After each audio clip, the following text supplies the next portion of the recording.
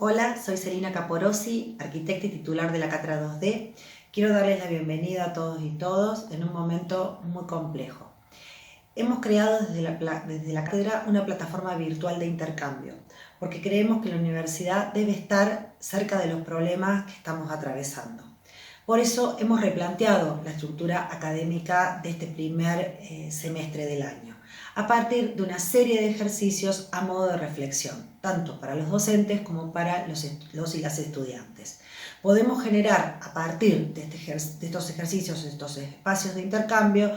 interrogantes principales que emergen de esta realidad. Nuestro tema del año, como ustedes bien saben, es la vivienda, tanto individual como colectiva. Entendemos que es el espacio doméstico el que más se ve hoy atravesado y afectado por esta realidad a partir del confinamiento y la distancia social. Queremos preguntarnos qué implicancias tiene para el conjunto de la sociedad este cambio y en particular qué impactos tiene para la arquitectura doméstica. La arquitectura es una disciplina que requiere para su enseñanza de la presencia y la puesta en juego de una cantidad de instrumentalidad y herramientas muy específicas. Entendemos también que hay muchos docentes y muchos estudiantes que están atravesando hoy situaciones particularmente complejas, tanto personales como económicas. Por eso lo que queremos proponerles es este espacio de intercambio para que se definan, cuando podamos volver, la modalidad presencial.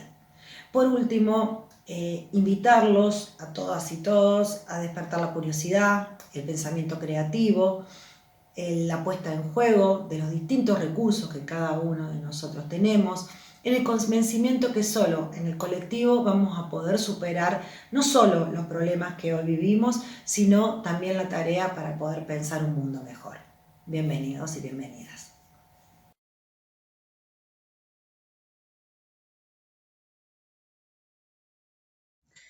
Este primer teórico de inicio vamos a plantear algunos temas y reflexiones en torno al espacio doméstico y en particular sobre la casa, el espacio por excelencia de desarrollo de lo íntimo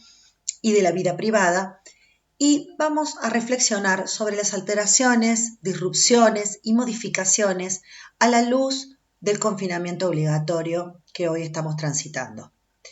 Se organiza en tres partes. En la primera nos preguntamos qué es la casa, en la segunda qué es el espacio doméstico y en la tercera abordaremos algunos ejemplos de acciones, dispositivos arquitectónicos, registros sobre el espacio doméstico y sus alteraciones. La casa es el espacio funcional y simbólico por excelencia donde desarrollamos nuestra vida privada. A decir de Hannah Arendt, si el espacio público es donde somos vistos y oídos y definimos nuestra identidad en el mundo, es en el espacio privado donde se define lo íntimo, en el cual desplegamos estrategias personales, familiares, para nuestra subsistencia doméstica. Domesticidad que sin duda es mediada por la cultura y la sociedad de cada lugar y cada tiempo. A su vez, podríamos afirmar que también la casa es el espacio esencial por excelencia de nuestra disciplina, la arquitectura, sobre la cual los arquitectos y arquitectas hipotetizan sobre cómo vivimos y cómo podemos vivir a partir del proyecto, a través del proyecto. En definitiva, la casa siempre es una arquitectura del ensayo.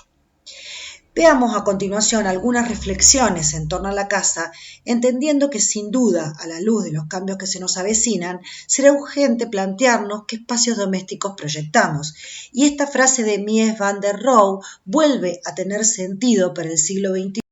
en donde tal vez la vivienda de nuestro tiempo todavía no existe y tendrá que ser repensada, pensada a la luz de todos los cambios que estamos hoy transitando.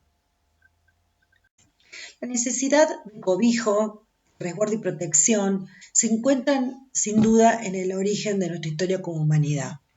Y es la cueva, ese espacio simbólico en donde se sintetiza la idea de lo doméstico, esa primer domesticidad, que no es otra cosa que un refugio para poder cubrirse, para poder protegerse de esa propia naturaleza a la cual es necesario transformar para sobrevivir. En esa increíble película, esa maravillosa película de Stanley Kubrick, 2001, Odisea en el espacio, se sintetiza muy bien ese paso de estas primeras formas de estar de la humanidad en la naturaleza, para luego transformarla, para cambiarla y construir una artificialidad compensatoria de la debilidad biológica. Aún la humanidad haya desarrollado estrategias cada vez más sofisticadas de estar en el mundo, es sin duda la idea esta primera de cobijo y de refugio, pero también de transformar esta tensión con la necesidad de transformación tecnológica, la que se encuentra en nuestros orígenes y una y otra vez se reedita de acuerdo la humanidad vaya teniendo esta forma compleja de diálogo con los soportes naturales de los cuales nosotros también somos parte. Estas tensiones, pero también estos debates, sin duda se encuentran en la esencia de la arquitectura y se encuentran en estas primeras reflexiones sobre cómo habitar, sobre cómo habitamos nuestro mundo, nuestro planeta. En el origen de la arquitectura, la casa va a encontrar siempre un origen fundacional, una forma fundacional de ser.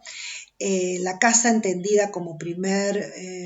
lugar del habitar, la casa en donde se despliegan los primeros valores primarios en torno a la vivienda y la casa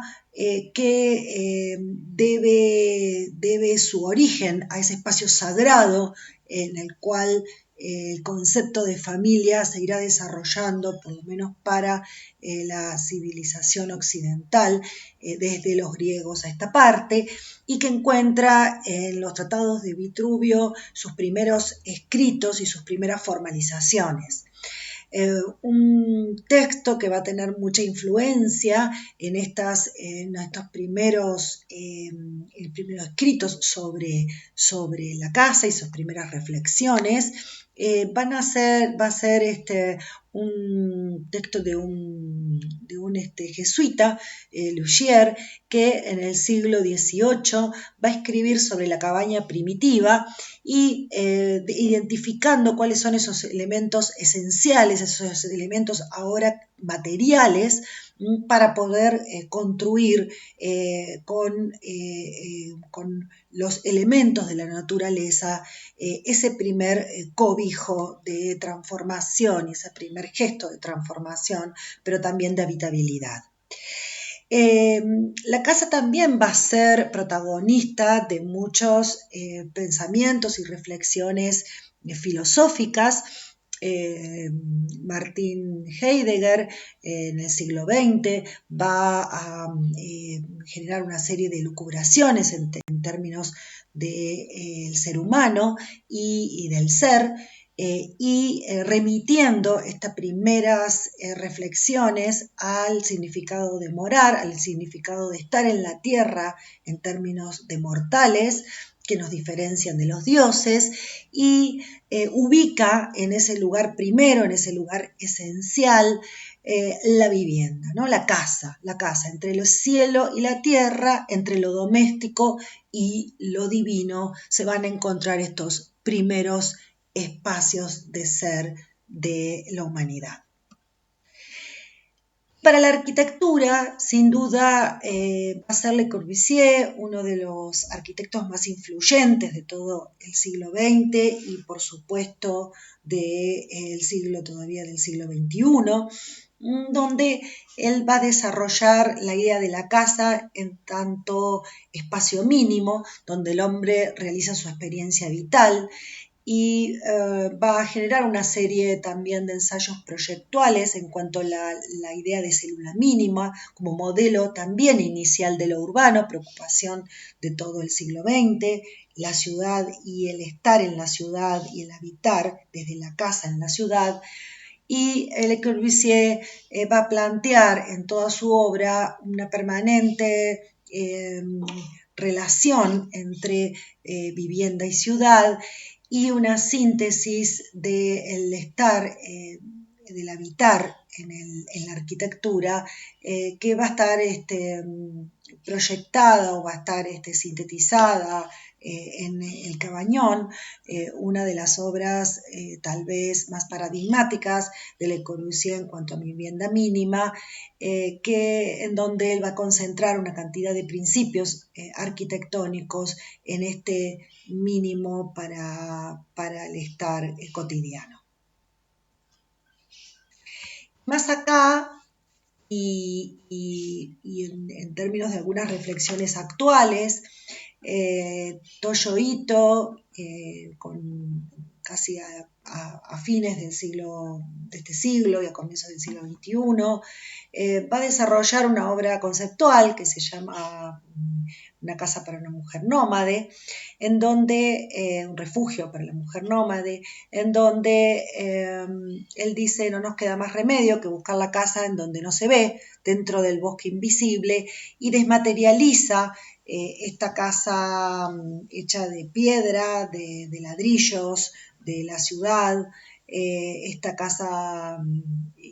donde nosotros habitamos, segura y estable, para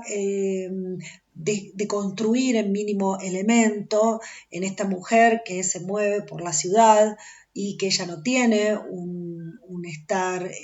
fijo, y que su naturaleza es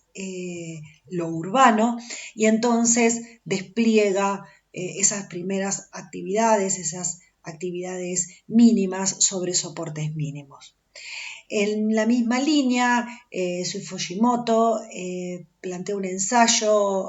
que se llama La cueva o el nido, y es esta dicotomía entre planteando el nido como la casa funcional, la casa del siglo XX, y en un ensayo proyectual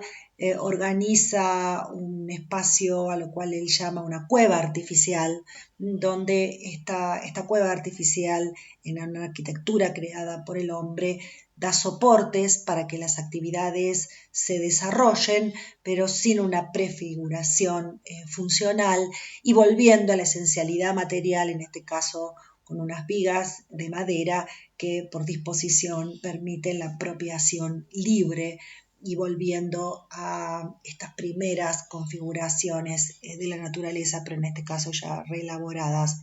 por la arquitectura. ¿Cuál es la casa para el siglo XXI? Esta es una de las preguntas centrales, tal vez, de la arquitectura hoy, porque sin duda la casa se encuentra impactada por los cambios globales, por los cambios socioproductivos. Una casa que se transforma su espacio a partir de las redes de comunicación, de las nuevas tecnologías, una casa que debe resolver nuevas configuraciones de la familia, nuevos núcleos de convivencia, formas distintas de concebir la familia, y también formas diferentes en que sus miembros se relacionan. Una casa cada vez más urbana, en un mundo cada vez más urbano, y que debe resolver los contactos y la manera en que se posiciona frente a lo urbano y a la ciudad.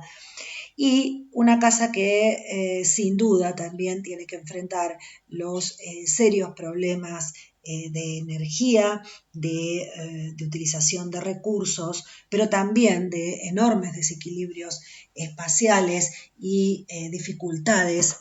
económicas y sociales a partir de un mundo cada vez más desequilibrado desde el punto de vista económico y social. Si uno pudiera sintetizar sobre aquellos aspectos en donde la vivienda del siglo XXI hace pie, es sin duda pensando que la vivienda va a ser cada vez más urbana, y que por lo tanto cada vez más